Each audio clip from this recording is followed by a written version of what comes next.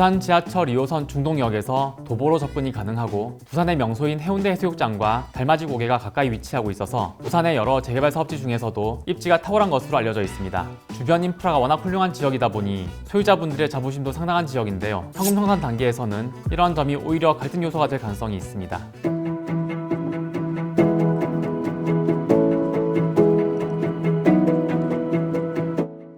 안녕하세요. 부동산 전문 변호사 나연호입니다. 부산은 우리나라 제2의 도시답게 곳곳에서 재개발 사업이 활발하게 진행되고 있는데요. 그 중에서도 해운대의 금싸라기 땅이라고 불리는 중동 5구역 재개발 사업이 최근 큰 주목을 받고 있습니다. 입지가 워낙 좋다 보니 많은 분들의 기대가 큰 지역이지만 한편으로는 여러 가지 사정으로 인해서 현금 청산을 받기로 결정한 분들도 계시고요. 실제로 저희 사무실에 중동 5구역 현금 청산에 관해서 상담 요청하신 분들이 많이 계십니다. 오늘 영상에서는요, 앞으로 중동 5구역 재개발 사업의 현금 청산 절차가 어떻게 진행될지, 그리고 각 단계에서 어떤 준비를 해야 할지에 대해서 자세히 설명드리겠습니다. 중동 5구역 소유자분들, 그리고 조만간 현금 청산을 받을 예정인 재개발 구역 소유자분들은 오늘 영상을 집중해서 시청해 주시기 바랍니다. 중동 5구역 재개발 사업은 부산광역시 해운대구 중동 785-8번지 1원에서 진행되고 있는 정비사업인데요. 부산 지하철 2호선 중동역에서 도보로 접근이 가능하고 부산의 명소인 해운대 해수욕장과 달맞이 고개가 가까이 위치하고 있어서 부산의 여러 재개발 사업지 중에서도 입지가 탁월한 것으로 알려져 있습니다. 주변 인프라가 워낙 훌륭한 지역이다 보니 소유자분들의 자부심도 상당한 지역인데요. 현금 청산 단계에서는 이러한 점이 오히려 갈등 요소가 될 가능성이 있습니다. 바로 입지가 좋을수록 현금 청산을 둘러싼 갈등은 더 커지게 된다는 점 때문입니다. 재개발 사업에서는 아무리 입지가 좋다고 해도 현실적인 이유로 현금 청산을 받아야 하는 소유자분들이 생길 수밖에 없는데요. 이때 조합에서 제시하는 현금 청산금은 그런 분들이 기대하시는 부동산 가치에 비해서 현저히 낮은 수준으로 책정되는 경우가 많습니다. 결국 우리 동네 땅값이 얼마인데 보상금 이거밖에 안 나오느냐라는 항의가 나올 수밖에 없는 구조인데요. 특히 이곳 중동 5구역은 향후 하이엔드 아파트 단지로 조성될 예정인 만큼 미래 가치가 매우 높은 지역으로 평가받는 곳이라서 그런 논란이 생길 가능성이 높습니다. 이러한 입지적 우수성을 보상금 산정 과정에 제대로 반영시킬 수 있는지 여부가 이번 현금 청산의 가장 중요한 쟁점이 될 것입니다. 중동 5구역 재개발 사업의 특징 중 하나는 사업 진행 속도가 상당히 빠르다는 점인데요. 2022년 재개발구역 지정 후 약 3년 만에 사업 시행 인가까지 도달되었다는 점은 재개발 현장에서 보기 드문 사례입니다. 이렇게 사업 속도가 빠르다는 것은 한편으로는 소유자분들이 현금 청산을 준비할 시간이 그만큼 촉박할 수 있다는 뜻이기도 한데요. 도시 및 주거환경정비법 제73조에 따르면 조합은 분양 신청을 하지 않아서 현금 청산 대상자가 된 소유자들에 대해서 관리처분계획 인가 고시일부터 90일 이내 손실보상에 관한 협의를 하고 협의가 성립되지 않은 경우 협의기간 만료일 다음 날부터 60일 이내 수용재결을 신청해야 합니다. 실제로 저희 사무실에 문의하시는 사례를 보면 아직 관리처분 인가 전이니까 여유가 있겠지 라고 생각하시다가 막상 인가가 나고 90일이라는 시간이 순식간에 지나가서 당황하시는 분들이 많은데요. 중동 5구역처럼 추진력이 강한 조합은 이러한 법정 기한을 엄격히 지키며 신속하게 수용 절차를 밟을 가능성이 매우 높습니다. 그럼 이제 앞으로 어떤 과정을 거쳐서 현금 청산이 이루어질지 궁금하실 텐데요. 가장 첫 단계인 협의보상 단계부터 마지막 단계인 행정소송 단계까지 총 4단계의 현금 청산 절차가 진행된다고 보시면 됩니다.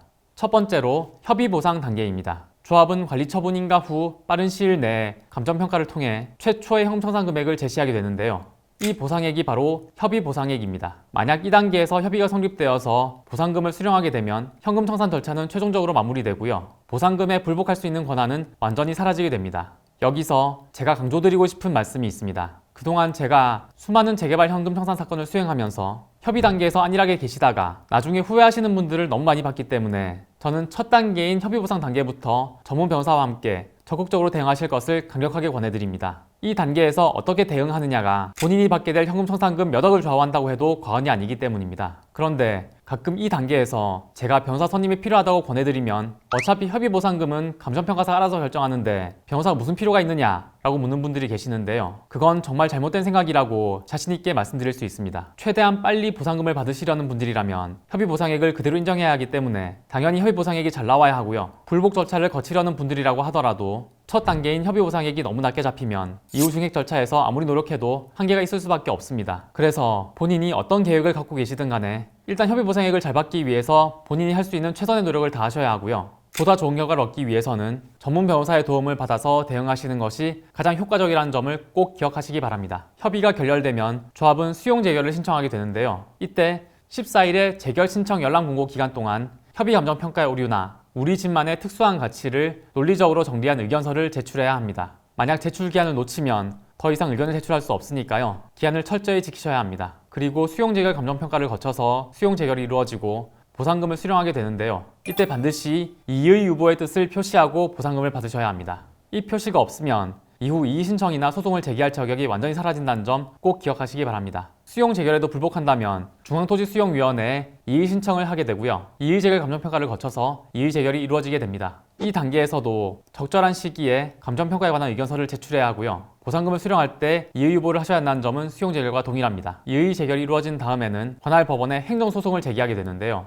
이 행정소송 단계는 보상금 증액 절차의 마지막 단계이기도 하고 중동 5구역처럼 입지가 우수한 곳은 지가 변동률이나 인근 유사 사례 비교를 통해 법원 감정평가 과정에서 증액을 다툴 여지가 많기 때문에 이 단계는 특히 보상사건에 관한 경험이 풍부한 전문 변호사의 도움이 필요한 단계입니다. 이렇게 행정소송에서 판결금을 수령하고 나면 모든 보상금 증액 절차가 마무리됩니다. 많은 분들이 전체 보상 절차에서 각 단계별로 소요되는 기간을 궁금해 하시는데요. 보통 협의 기간이 마무리된 날부터 수용 재결 6개월, 이의 재결 6개월, 행정소송은 6개월 내지 12개월 정도로 예상하시면 됩니다. 그리고 수용 재결 단계에서 일단 보상금을 전액 수령하시고 이후부터는 각 단계별로 상승되는 금액을 추가로 받는 구조라고 이해하시면 됩니다. 지금까지 중동 5구역의 현금 청산에 대해서 살펴보았는데요. 중동 5구역은 해운대에서도 손꼽히는 재개발 사업지인 만큼 현금 청산 과정에서도 보상금에 관한 다툼이 치열하게 진행될 가능성이 높습니다. 따라서 현금 청산 대상자분들은 아직 멀었다고 생각하지 마시고 지금부터 차근차근 준비를 시작하시는 것이 안전한데요.